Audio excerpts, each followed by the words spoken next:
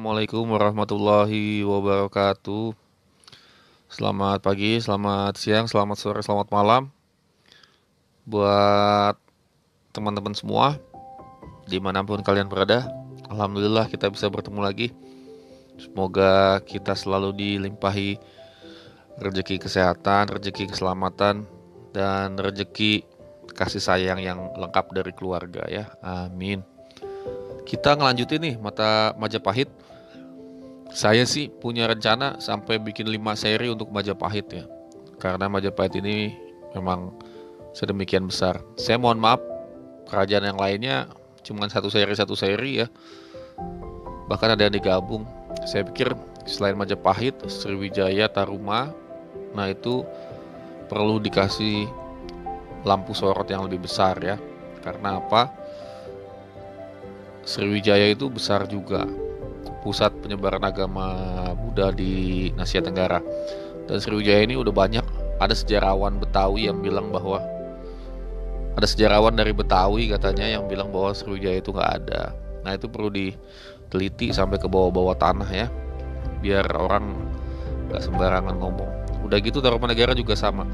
Tarumanegara ini yang bawa itu khas soalnya orang-orang Satria ya. Terus mungkin sekalian juga dicek di Jawa Barat ini candi atau peninggalan kerajaan-kerajaan Sunda ya, mungkin dari Galuh, Pajajaran, Banten Girang, itu mungkin bisa cek peninggalannya apa. Karena candi yang diketemukan di Jawa Barat baru Candi Cangkuang di Kecamatan Leles, Kabupaten Garut ya. Selebihnya kita belum lihat lagi. Oke, kita masuk ke Majapahit. Ini seri yang kedua, masih soal politik ya. Ini yang awal kemarin sudah kita bahas, luas wilayah Majapahit.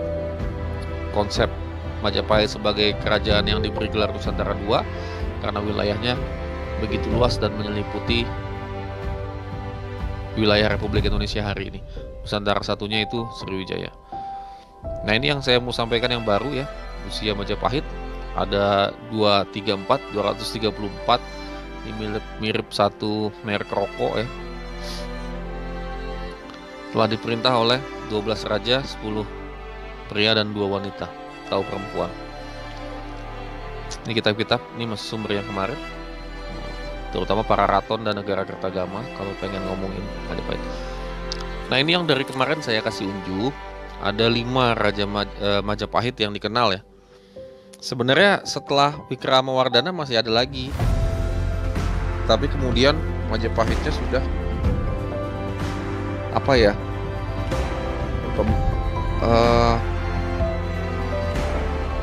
kondisi bahwa Majapahit itu ada barat ada timur itu udah mengkerucut setelah ketika Wikrama, dan makin mengkerucut setelah Wikrama ya. Nanti ketika Wikrama ada perang Paregreg, dan nanti setelah perang Paregreg itu wibawa Majapahit nanti turun drastis ya.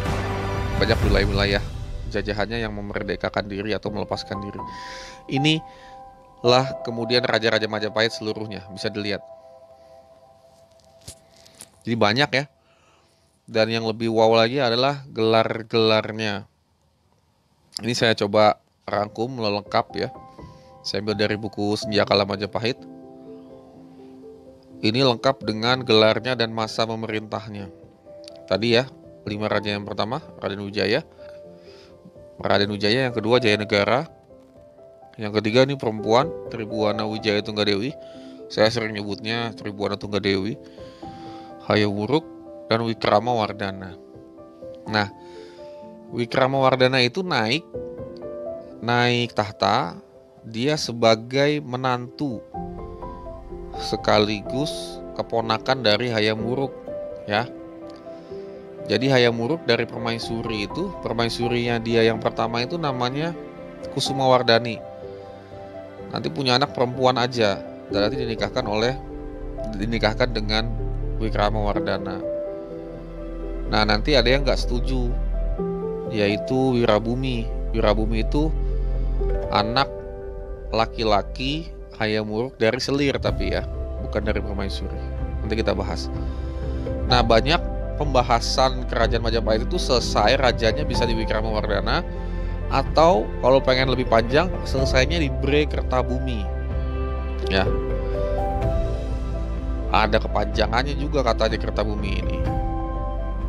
Sirna ing bumi lah pokoknya gitu ya. Jadi inilah masa dimana Majapahit hilang dari muka bumi. Dan buku-buku sejarah ada sejarah tulisan gitu ya, sastra ya. Ada yang merujuk bahwa Bre Kertabumi lah Raja Majapahit yang melawan ukuran dari Kerajaan Demak. Artinya Demak mengalahkan Majapahit ketika dipimpin oleh Bre Kertabumi ini. Nanti cek lagi hubungan Bre Kertabumi dengan Sultan pertama Demak, yaitu Cinbun, atau kita kenalnya dengan Raden Fatah. Nah, ini saya bahas intrik politiknya sebagian.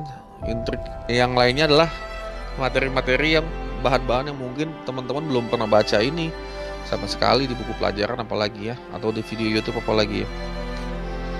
Jadi kemarin kita ngelanjutin ya, ibu kota Majapahit kan di Trowulan ya, dan konsepnya adalah patron klien.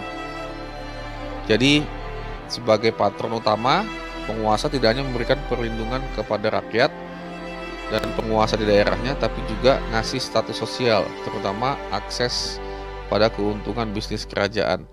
Oleh Kenneth Hall, hubungan ini disebut bersifat semi otonom. Misalnya kelihatan juga dalam sistem pembagian rumah atau tata rumah, di mana para penguasa wilayah tinggal mendiami kediaman raja. Namun kondisi seperti ini juga nanti menyebabkan runtuhnya Majapahit. Ketidakpuasan dalam proses suksesi itu pergantian kekuasaan di lingkungan elit membuat Bre Wirabumi. Jadi bedakan Bre Wirabumi dengan Kertabumi ya. Kalau Kertabumi tadi yang menghadapi Demak ya, raja yang lebih berikutnya lagi. Bre Wirabumi ini anak Hayam Wuruk dari Selir, merasa lebih berhak atas tata Majapahit yang ditinggalkan Hayam Wuruk dibandingkan dengan Wikramawardhana, suami dari Kusumawardhani.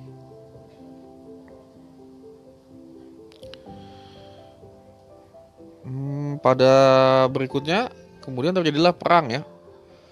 Pada tahun 1406 pasukan dari Majapahit Barat yang dipimpin oleh Bre Tumapel, ini putranya Wikramawardhana, menyerbu Bre Wirabumi. Dari penyerbuan Bre Tumapel tersebut mengakibatkan pihak Bre Wirabumi menderita kekalahan. Bre Wirabumi melarikan diri dengan menggunakan perahu pada malam hari. Sesudah tertangkap, Bre Wirabumi dibunuh dan dengan dipenggal kepalanya oleh Raden Gajah, yang waktu itu menjabat sebagai Aratu Angabhaya. Dan oleh Raden Gajah, kepala Bre Wirabumi dibawa dan diserahkan kepada Wikramawardhana di Trowulan. Jenazah Bre Wirabumi kemudian dicandikan dengan nama candinya Girisapura. Nah, ini hasil dari perang ini berpengaruh kepada internal Majapahit ya. Jadi wibawanya sudah tidak ada lagi di mata jajahan dan di daerah pusatnya sendiri, di Jawa maksudnya. Nah, ini saya balik lagi ke Hayam Wuruk ya. Jadi Hayam Wuruk ini kan dikenal sebagai raja yang berhasil membawa Majapahit ke puncak kejayaannya. Dia juga raja yang paling masyhur. Dan negara Kertagama diperintahkan untuk ditulis pada zaman Hayam Wuruk, negara Kertagama, kitab negara Kertagama. Nah, saat berkuasa, ia sering mengadakan perjalanan ke desa-desa. Kisah perjalanan ini menjadi tema utama di kitab negara Kertagama. Hayam Wuruk tampil sebagai tokoh populis dengan bertemu rakyat di sepanjang perjalanannya yang mengambil rute Trowulan, Pasuruan, Jember, Situbondo, Probolinggo, Pasuruan, Malang, lalu kembali ke Trowulan. Di negara Kertagama tercatat ada 400 pedati. Pedati itu delman ya, atau andong ya, yang ikut masuk keluar hutan, ikut naik turun bukit dan sungai selama 2-3 bulan dalam perjalanan yang juga diikuti oleh para bangsawan ini. Kepada penguasa setempat dan masyarakat yang ditemui dalam perjalanannya, Hayam Wuruk kerap membagikan hadiah, biasanya berupa kain. Ia merepresentasikan dirinya sebagai singa yang membutuhkan hutan. Hutannya adalah rakyat di mana dia bisa hidup.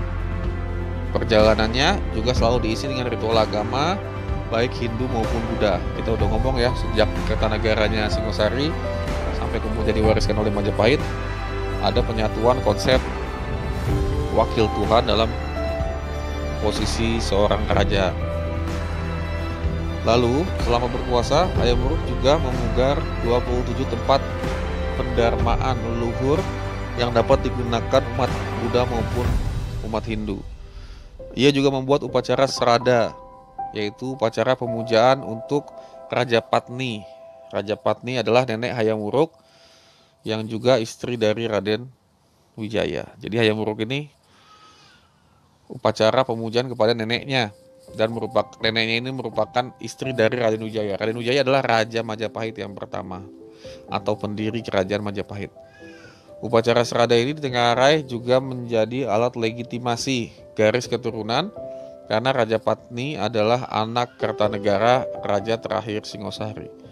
Artinya Raden Wijaya merupakan pewaris darah raja di Jawa setelah Kertanegara.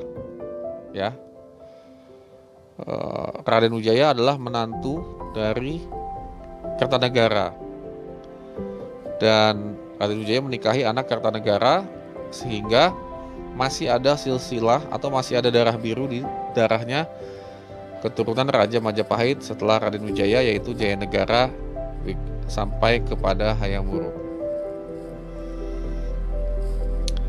Hayam Wuruk bukan cuman sering ke rakyat, bukan cuman ngasih perhatian kepada bidang agama, Hayam Wuruk juga menjaga keceriaan rakyat.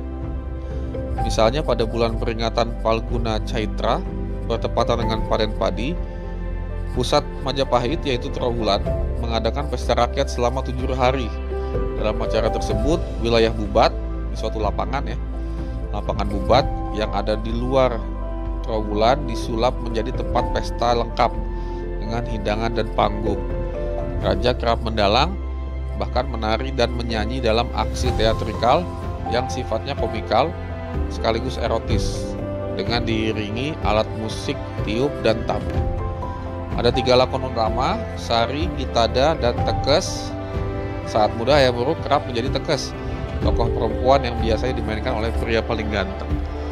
Nah, ini kalau pernah dengar omongannya Mbah Sujiwo Tejo, seorang pemimpin itu kalau di wayang ya, itu orang yang ganteng, terus ketika didandanin cewek pantes. Jadi bukan berarti kecewe-cewean atau kebanci-bancian, tapi karena mukanya enak dilihat atau apa ya, ada unsur tampan, ganteng gitu ya, sehingga ketika di make up jadi perempuan itu masih pantas juga, masih tampan juga, masih mempesona juga. Nah, itu pernah diomongin Sujiwo Tejo ketika menjelang Pilpres ya. Jadi kalau di wayang dia pakai idiom wayang. Nah, ini ternyata memang pernah digunakan di Majapahit ya pada masa era Hayam Wuruk. Lalu kemudian kita selesai sampai sini dulu untuk pembahasan yang terkait dengan elit Majapahit ya, atau politik di Majapahit, betapa penuh intrik. Ini sumber yang saya pakai, ini bukunya ada saya, masuk dari artikel di koran Kompas ya, bukunya kayak gini. Nah, bukunya tahun 2014. Oke, terima kasih. Minta tolong bantuannya untuk like video ini, boleh di-share dan di-subscribe ya. Terima kasih dari saya. Ikuti kami juga di podcast, baik di Anchor maupun di Spotify. Podcast kami namanya Podcast Cikgu Akin dan Podcast Periode Bung.